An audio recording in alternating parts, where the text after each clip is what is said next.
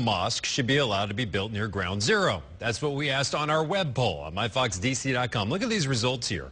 18% said yes, 82% said no.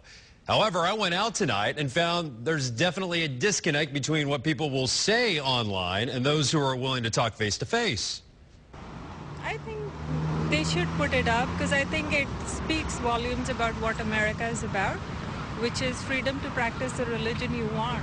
It's a non-issue for me. They should let them, build it. It's a matter of, separation of church and state. It does not affect everyday life as a whole. So I would agree with, with just let them build it out there, regardless of whatever happens. Let's bring in our panel here. Faz Shakur, editor-in-chief of the Progress Report. Kerry Picket, editorial page online producer for the Washington Times.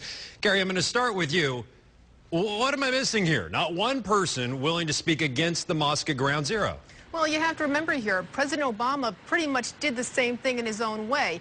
During that Ramadan dinner at the White House, he told a group of Muslims that he was for the building of the mosque and that people had the right to build this mosque over at Ground Zero. Yet when he's thousands of miles away in Florida and he's asked about the wisdom of building that mosque, he ends up sort of backpedaling and saying he doesn't want to answer the question. He runs away. What about the disconnect that you saw our poll and then you saw the people I'm talking to on the streets? I searched. I was out there 45 minutes, almost an hour. Couldn't find anybody. Well, once again, this is a very toxic issue here that's come up. It's been turned into, well, if you're not for building this mosque, then you're apparently a bigot, when in fact, back in 2005, there was a secular institution that actually wanted to be built over on Ground Zero, and it turned out that this institution was going to be a museum that was going to be a Blame America First structure. And in fact, New Yorkers and Americans rejected that. And it had nothing to do with building a mosque. It had to do with blaming Americans. Faz, I want to bring you in here. You're a former DNC staffer. You understand the politics here. This appears to be a Republican narrative. And is it hurting the cause for Democrats when somebody like Senate Majority Leader Harry Reid steps in and says they should build this thing somewhere else? Yeah, I think it is hurtful to the cause. I wish that there were more politicians who were willing to speak with courage. Initially, I think on Friday night, that's what President Obama did, willing to both defend the Constitution and explain why we need to support the mosque at Ground Zero, because the basic explanation is you can't paint all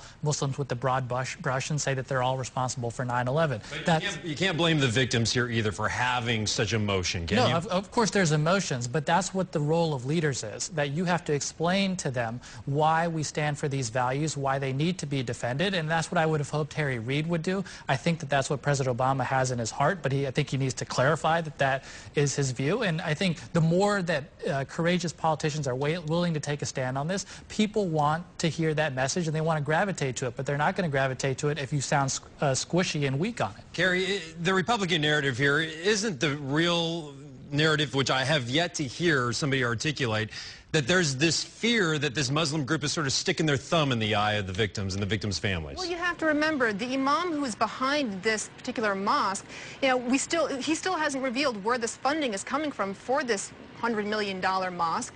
He ended up disappearing into the Middle East. We don't know whether or not he's going to be raising money out there. And more importantly, why is it that the taxpayer happens to be paying for this particular trip out there? And people really want to know more questions, want to know more transparency issues happening around this.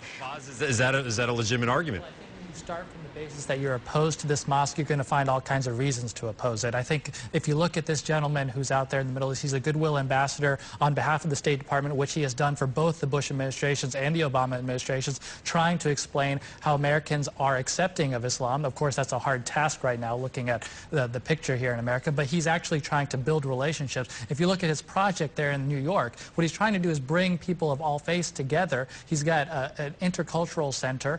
Also, there's swimming pools, there's places for them to congregate, an arts center. This is an effort to try to build American civic life within the Muslim community. Kerry, let me ask you this question. Republicans just got a lot of heat over voting against this bill to give 911 responders billions of dollars in aid.